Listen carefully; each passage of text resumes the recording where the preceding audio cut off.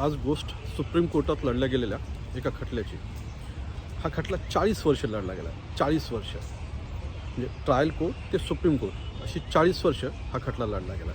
तुम्ही कल्पना करा, एका माणसाच्या आयुष्यातली 40 वर्ष त्यानं या देशातल्या वेगवेगळ्या कोर्टाच्या पायऱ्या चढवण्यात घालवल्या आहेत, खेटे घालण्यात घालवलेले आहेत आणि त्याला ती घालावी लागली आहे स्वतःचा अधिकार मिळवण्यासाठी.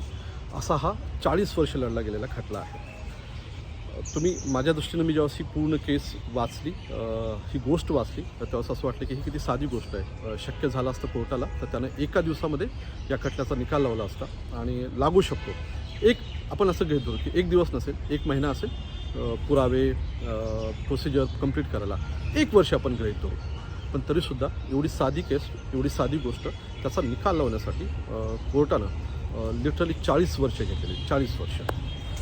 गोष्ट अशी आहे, एक वेंकटम्मा नावाची बाई आहे. ती मूळची आंध्र प्रदेशची. तिची स्वतःची प्रॉपर्टी आहे ओडिशामध्ये. ओडिशातलं एक छोटंसं गाव आहे, स्मॉल टाऊन ज्याला आपण म्हणू शकतो, ती तिची प्रॉपर्टी आहे. 1980 हा कालावधी लक्ष ठेवा. म्हणजे माझा जन्म हा 1978चा आहे. म्हणजे माझ्या जन्माच्या 2 वर्षानंतरचा हा प्रसंग आहे. 1980ला तिने एक स्वतःची विल बनवली. त्यावेळेस वेंकटम्माचं वय होतं 70 वर्ष. तिला कदाचित असं वाटलं असेल की आपण आता इच्छापत्र बनवलं पाहिजे आणि त्या इच्छापत्रानुसार तिनं स्वतःची जी सगळी प्रॉपर्टी वगैरे जी काही शिल्लक होती ती सगळी प्रॉपर्टी तिनं स्वतःचा एकुलता एक नातू, त्याचं नाव कालीप्रसाद, त्याच्या नावावर करून टाकलेली होती. तिला जसं अपेक्षित होतं तसं ते झालं. दरम्यानच्या काळामध्ये, पुढच्या वर्षभराच्या काळामध्ये तिनं रीतसर वेंकटम्मानं स्वतःचा जो नातू आहे कालीप्रसाद, त्याचं लग्न पण लावून दिलं आणि 1982ला वेंकटम्माचा मृत्यू झाला. कदाचित तिला त्या मृत्यूची चाहूल लागलेली असेल आणि त्याच्यामुळेच तिनं विल करून घेतली नातवाचं, खऱ्या नातवाचं, जो एकुलता एक नातू आहे त्याचं लग्नही लावून दिलं आणि 1982ला वेंकटम्मा ह्या जगातून निघून गेली. तिचा मृत्यू झाला.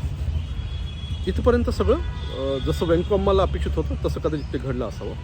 पण त्याच्यानंतर अवघ्या 2 ते 3 महिने निघून जाताच एक व्यक्ती अवतरला आणि त्या व्यक्तीनं असा दावा केला की वेंकटम्मानं मला दत्तक घेतलेलं आहे आणि दत्तक घेऊन जी प्राईम प्रॉपर्टी आहे ओडिशामधली ती सगळी प्रॉपर्टी वेंकटम्मानं त्या दत्तक नातूच्या नावावर केलेली आहे. त्याचे पुरावेही त्यानं सादर केले. काही दत्तक सेरेमनीचे काही फोटोज त्यानं त्यावर सादर केले. काही कागदपत्र, दत्तक घेतानाचा जो विधी वगैरे केला जातो त्याची कागदपत्र त्यानं सादर केली आणि सगळं प्रकरण शेवटी ट्रायल कोर्टात केलं. मला वाटतं ट्रायल कोर्टामध्ये जायलासुद्धा याला 1986 वर्ष जे उजाडलेलं होतं. ट्रायल कोर्टानं सगळे कागदपत्र वगैरे बघितले. दत्तक नातवानं जी कागदपत्रे पुरावे सादर केलेली होती ती पुरावेसुद्धा तपासले आणि ट्रायल कोर्टानं कालीप्रसादच्या विरोधामध्ये आणि दत्तक नातवाच्या बाजूनं निकाल दिला आणि त्यांनी सांगितलं की दत्तक नातू जो आहे तोच खरा वेंकटम्माचा खरा वारसदार आहे. त्याच्या संपत्तीचा पूर्ण वारसदार हा दत्तक नातू आहे. हे प्रकरण इथपर्यंत झालं. पहिली लढाई जी होती, जो खरा नातू होता वेंकटम्माचा, ती त्यानं हरला. त्याच्या निकाल विरोधात गेला. कालीप्रसाद जो खरा नातू आहे, कालीप्रसाद शेवटी हेच प्रकरण घेऊन हायकोर्टात गेला. हायकोर्टामध्ये हे प्रकरण, त्याची सुनावणी झाली. सगळे पुरावे, दोन्ही बाजूने सगळे पुरावे तपासले गेले आणि इथं मात्र जो खरा नातू आहे कालीप्रसाद वेंकटम्माचा, त्याच्या बाजूने निकाल लागला. म्हणजे वेंकटम्मानं विलमध्ये जे सांगितलं होतं ती विल खरी मानली गेली आणि पूर्ण प्रॉपर्टी ही कालीप्रसादच्या नावावर, खऱ्या नातवाच्या नावावर ती केली गेली. जसा हायकोर्टामध्ये कालीप्रसाद आलेला होता तसा आता जो दत्तक नातू होता, स्वयंघोषित दत्तक नातू, तो इतक्यावरच थांबला नाही. तो हे सगळं पूर्ण प्रकरण, हा सगळा पूर्ण खटला घेऊन तो सुप्रीम कोर्टात पोहोचला. सुप्रीम कोर्टात पोहोचायलाही त्याला, म्हणजे तो 2008ला सुप्रीम कोर्टात आला. हा मधला काळ किती वर्षांचा आहे तुम्ही अंदाज बांधू शकता. सुप्रीम कोर्टानं ती केस ॲडमिट करून घ्यायला सुद्धा 2 वर्ष लावली. म्हणजे 2008ला तो सुप्रीम कोर्टात आला आणि आम्ही याची सुनावणी करू, याची लिस्ट करू, हे त्याला 2010ला सांगितलं. 2008 ती काल 2023, म्हणजे अशी 16 वर्ष हा खटला सुप्रीम कोर्टात सुरू होता आणि त्या सुप्रीम कोर्टामध्ये त्या खटल्याचा काल निकाल लागला.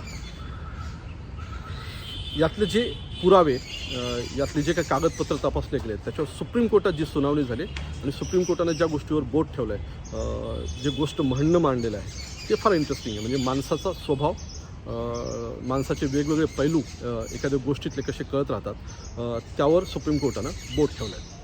कालीप्रसादनं 2 पुरावे सुप्रीम कोर्टातही सादर केले. त्यात होते सेरेमनीचे दत्तक सोहळ्याचे 3 फोटो होते, ते त्यानं सुप्रीम कोर्टात सादर केलेले होते. आणि जी विल होती, दत्तक सोहळ्याची विल वगैरे, ती पण त्यानं सुप्रीम कोर्टामध्ये सादर केलेली होती.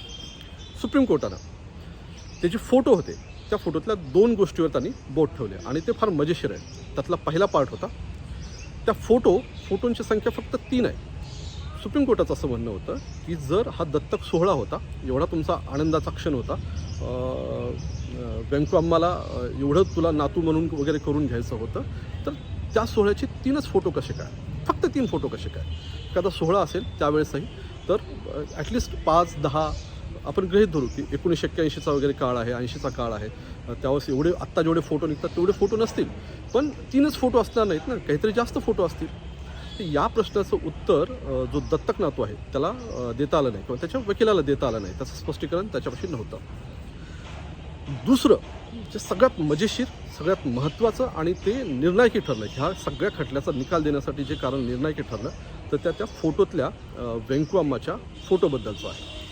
त्या फोटोमध्ये व्यंकवाम्मा आहे, जिचं वय त्यावेळेस ज्यावेळेस ते फोटो काढला गेला त्यावेळेस तिचं वय हे 70 वर्षांचं होतं. आणि फोटोमध्ये व्यंकवाम्माचे केस जे आहेत ते पूर्ण काळे दिसत आहेत आणि ते डाय केलेले आहेत. जो दत्तक नातू आहे त्याचंच म्हणणं होतं की त्यावेळेस तिने ते डाय केलेले केस होते, त्याच्यामुळे ते काळे दिसत आहेत. आणि सुप्रीम कोर्ट या दाव्यानं अचंबित झालं, आश्चर्यचकित झालं.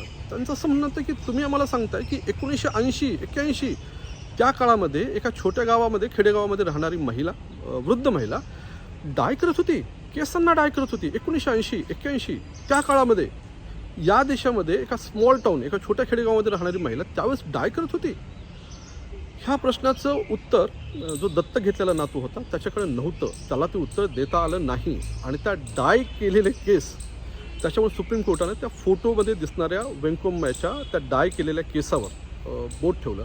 आणि हा निकालात लावत असताना त्यांनी या प्रश्नाचं उत्तर त्यांना सापडलं नाही, दत्तक नातवाला ते देता आलं नाही, त्याच्या वकिलाला ते देता आलं नाही. आणि त्या डाय केलेल्या एका केसामुळं, त्या फोटोमुळं ह्या संपूर्ण खटल्याचा निकाल, जो खरा नातू आहे कालीप्रसाद, सुप्रीम कोर्टानं हा निकाल त्याच्या बाजूने दिला. आणि त्याची जी प्राईम प्रॉपर्टी आहे ओडिशातली, ती प्रॉपर्टीसुद्धा परत कालीप्रसादला देऊन टाकलेली आहे. याच्यातला जो महत्त्वाचा मुद्दा ठरला तो फोटोत दिसणारी व्यंकवाम्मा आणि तिनं डाय केलेले काळे केस. याचा अर्थ असा होता की सुप्रीम कोर्टाला सरळ म्हणत होतं की तुम्ही हा फोटो फेक केलेला आहे, हा फोटो खरा म्हणजे चुकीचा आहे आणि काहीतरी त्याच्यात बनावटपणा आहे, ज्याचं उत्तर दत्तक नातवाला देण्यात आलेलं नाही. ही झाली एक इंटरेस्टिंग गोष्ट. आजकाल आपल्याकडे भरपूर प्रॉपर्टीज आहेत, वेगवेगळ्या ठिकाणी आहेत. खरी प्रॉपर्टी असणारे, त्याच्यावर दावा करणारे, त्याच्यावर भावकीचे दावा करणारे, भावकीचे नसलेले परत दावे करणारे, अतिक्रमण करून बसलेले, एखाद्याची प्रॉपर्टी रिकामी असल्याच्यानंतर त्याच्यावर स्वतःचं प्रस्थान मांडून ही आमचीच आहे प्रॉपर्टी असं सांगणारे भरपूर केसेस आपल्याला ऐकायला येतात आणि उदाहरणं पण ऐकायला येतात. पण सुप्रीम कोर्टानं ह्याच्यातलं जे डायवाला जी गोष्ट आहे ती जी पकडून ठेवली आणि त्याच्यावर जो निकाल दिला तो इंटरेस्टिंग आहे, मजेशीर आहे. त्याच्यातला जो दुसरा पार्ट आहे ना, तो मात्र आपण दुर्लक्षित नको करायला.